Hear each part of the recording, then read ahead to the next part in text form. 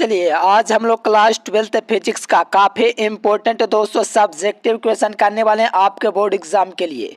तो एक एक सब्जेक्टिव को याद करते जाना, क्योंकि ये सब प्रश्न में से आप लोग को 3-4 प्रश्न आपके बोर्ड एग्जाम में 100% देखने को मिलेगा। तो वीडियो को एकदम लास्ट तक देखना है, सभी क्वेश्चन को याद करना है, क्योंकि एग्जाम में आप लोग को भौकाल मचाना है। देखिए फर्स्ट क्वेश्चन है कि विद्युत फ्लक्स क्या है। देखिए आपके बोर्ड एग्जाम के लिए काफ़ी इंपॉर्टेंट क्वेश्चन है कि विद्युत फ्लक्स क्या है। तो देखो कहा जा रहा है विद्युत फ्लक्स। देखिए विद्युत क्षेत्र में स्थित किसी काल्पनिक पृष्ठ के लंबवत गुजरने वाले विद्युत बल रेखाओं की संख्या को विद्युत फ्लक्स कहते हैं।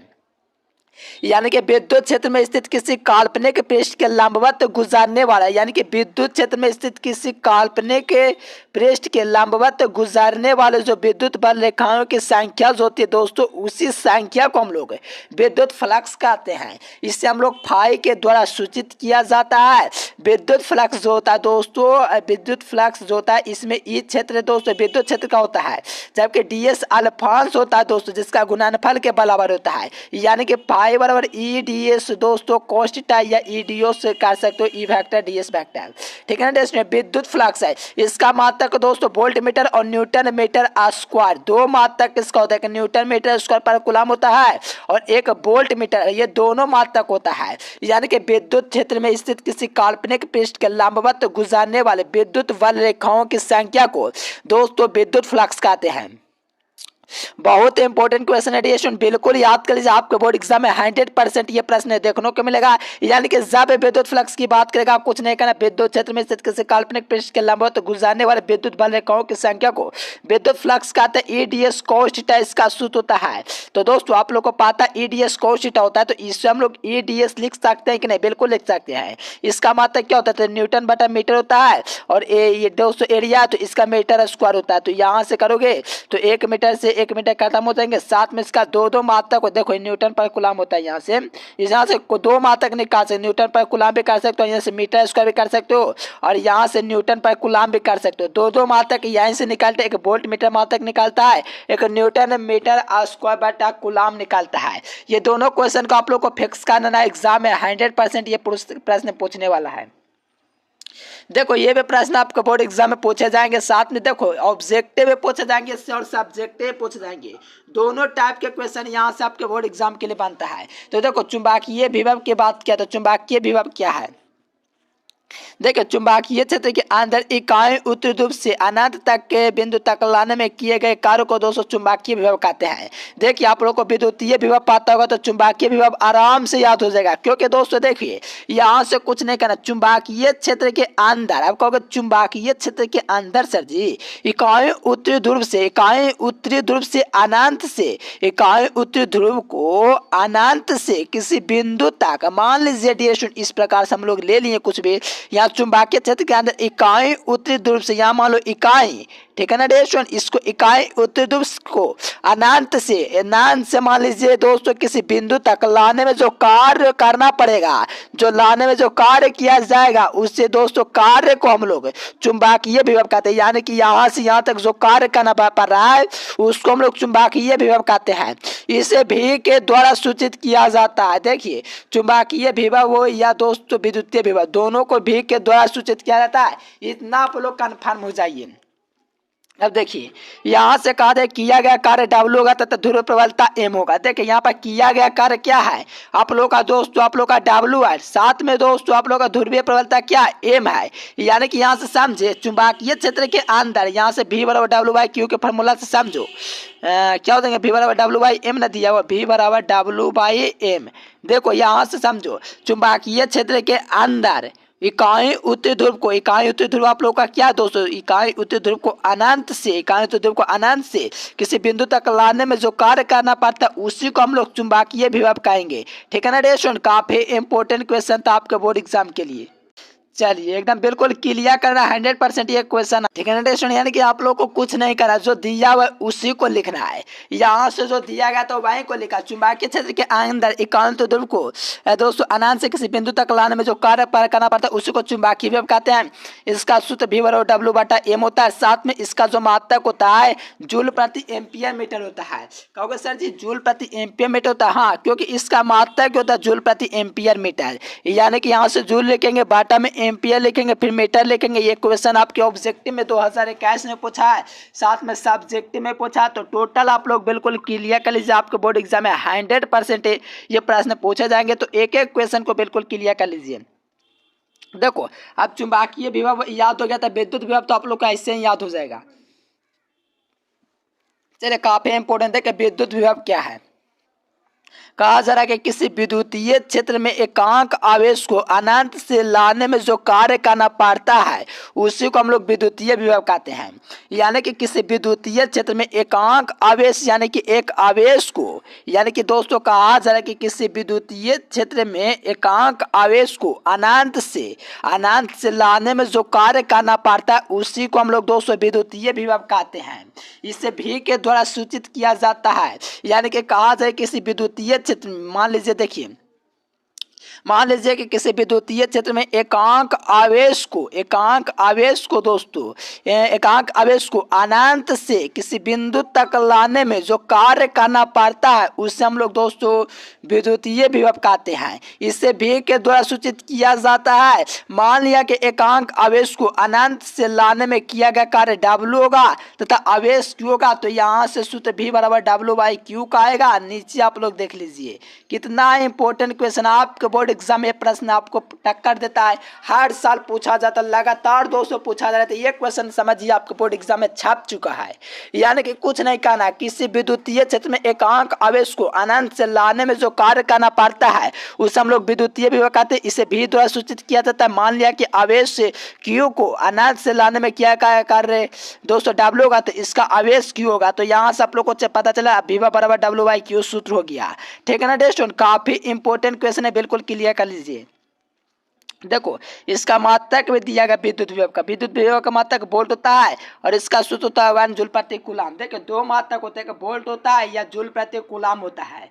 साथ में बीमा भी यहाँ से देख सकते हो कि क्योंकि W/Q के सूत्र से W का बीमा लिखा है, यहाँ से आवेश का बीमा लिया, दोनों का कॉम्बिनेशन करके ये बीमा निकाल गया ml² T के पावर -2 और I इनवर्स निकला। चलिए, देखो, ये प्रश्न भी आपके बोर्ड एग्जाम में बहुत बार पूछा है।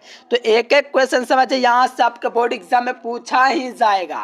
जब तक क्लियर नहीं करोगे तब तक आप लोग एग्जाम में नहीं फोड़ पाओगे। आप लोग अगर चाहते हैं एग्जाम में एकदम भौकाल मचाना, ये सब प्रश्न को आप लोग बिल्कुल क्लियर कर लीजिए, क्योंकि इतना आसान लैंग्वेज मैंने आप लोग को दिया, बिल्कुल यहाँ से आप लोग सही कर सकते हो। देखिए, यहाँ से कहा जाए कि किसी चालक का प्रतिरोध दोस्तों R हो।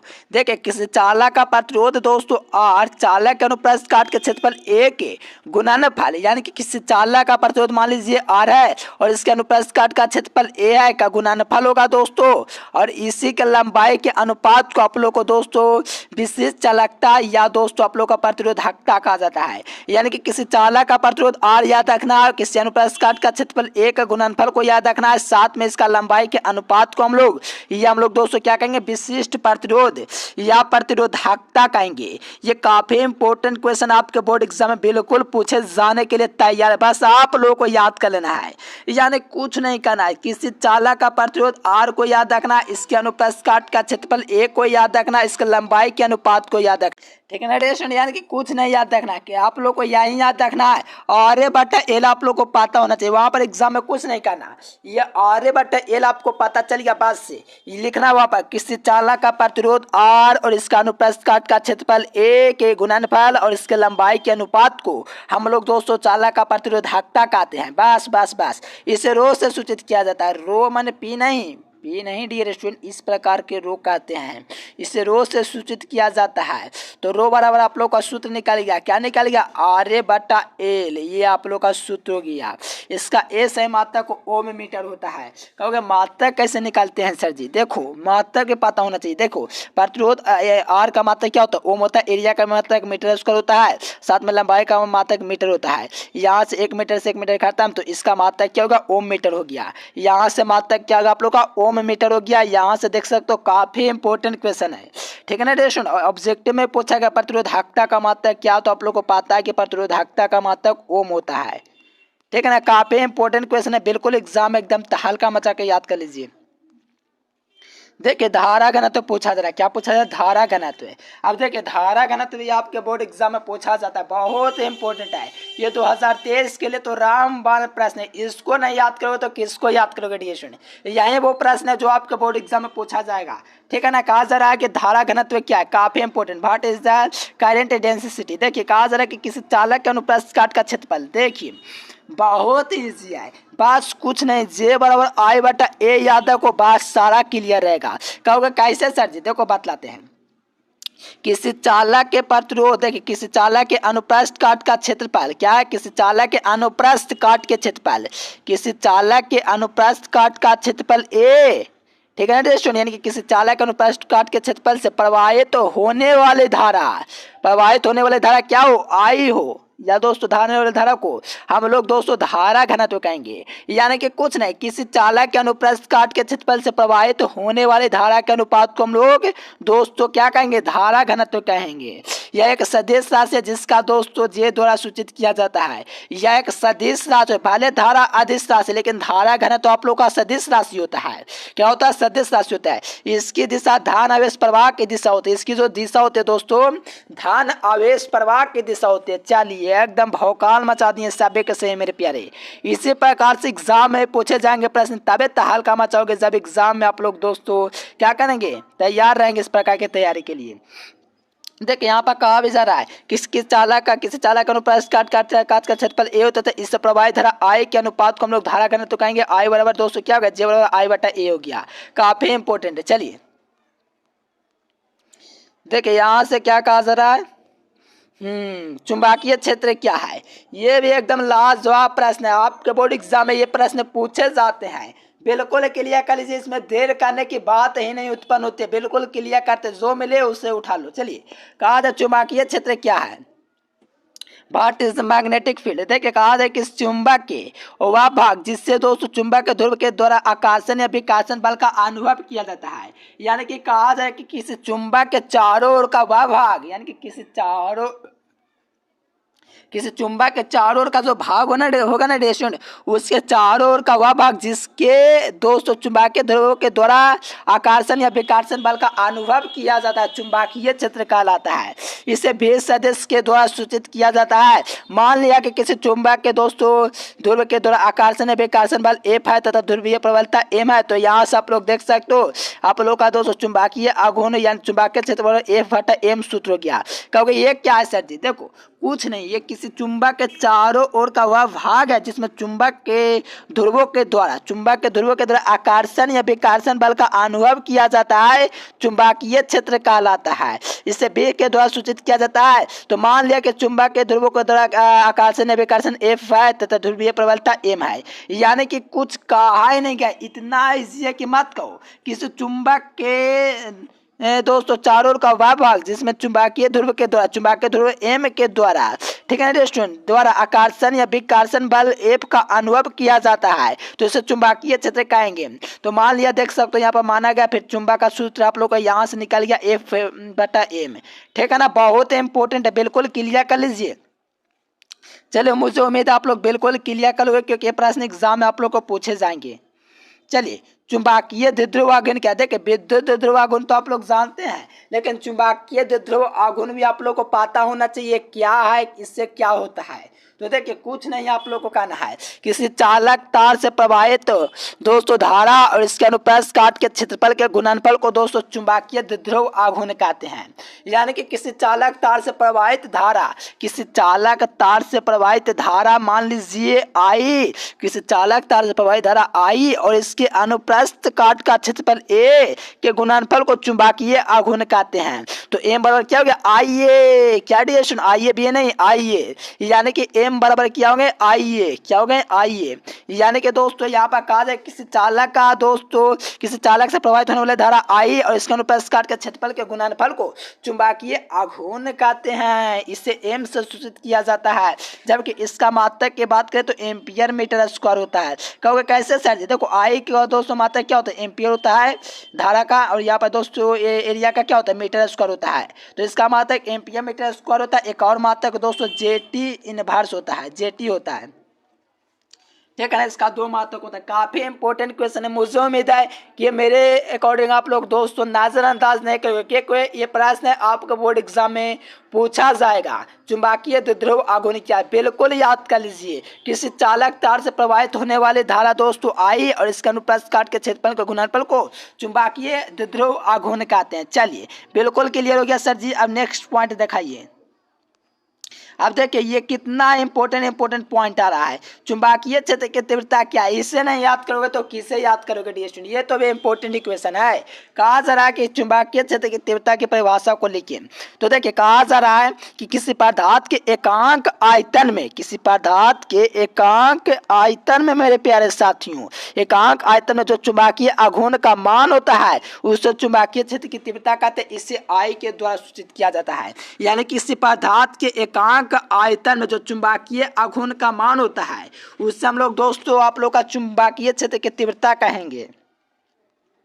देखिए मान लिया कि चुंबकीय आघूर्ण m होता था, इसका आयतन भी हो, तो आप लोगों को पता है एकांक आयतन में चुंबकीय आघूर्ण के मान को दोस्तों हम लोग चुंबकीय क्षेत्र की तीव्रता कहते हैं। देखिए यहाँ पर m/v सूत्र आ गया है, इसका मात्रक एम्पियर/मीटर। तो देखो चुंबकन या चुंबकीय तीव्रता पूछे दोनों का मात्रक एम्पियर/मीटर होता है।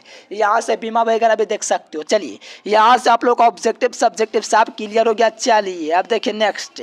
चलिए इतना ही क्वेश्चन था। देखो ये काफी इंपॉर्टेंट क्वेश्चन है। कहोगे इसका PDF कहाँ मिलेगा, तो आप लोग दोस्तों PDF लेने के लिए इस नंबर पर आप लोग संपर्क कर सकते हैं। सभी विद्यार्थी और टेलीग्राम चैनल को अवश्य ज्वाइन कर लेना। सभी के सभी विद्यार्थी ज्वाइन कर लीजिए क्योंकि आप लोग को वहां पर बेहतरीन PDF भी दिया जाता है टेलीग्राम पर, तो ज्वाइन कर लीजिए। डिस्क्रिप्शन में लिंक दिया गया है। और जो विद्यार्थी नए जुड़े हैं तो चैनल को सब्सक्राइब कर लीजिए। तो मुझे उम्मीद है वीडियो पसंद आया तो वीडियो को शेयर तो कर ही दोगे। चलिए फिर मिलेंगे नेक्स्ट वीडियो में, तब तक के लिए bye bye. Thanks for watching this video.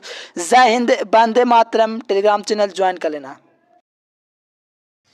देखिए फ्रेंड्स क्लास 12 ऑल सब्जेक्ट का आप लोग को क्विज लगाने के लिए और PDF डाउनलोड करने के लिए गूगल ओपन करने के बाद एजुकेशन लेक्चर आप लोग को चैनल का नाम सर्च करना है। गूगल पर चले जाना है, एजुकेशन लेक्चर सर्च करना है। सर्च करने के बाद ये वेबसाइट का है, इसी वेबसाइट पर आप लोग को क्लिक करना है। देखिए क्लिक करने के बाद इस प्रकार से ओपन हो जाए।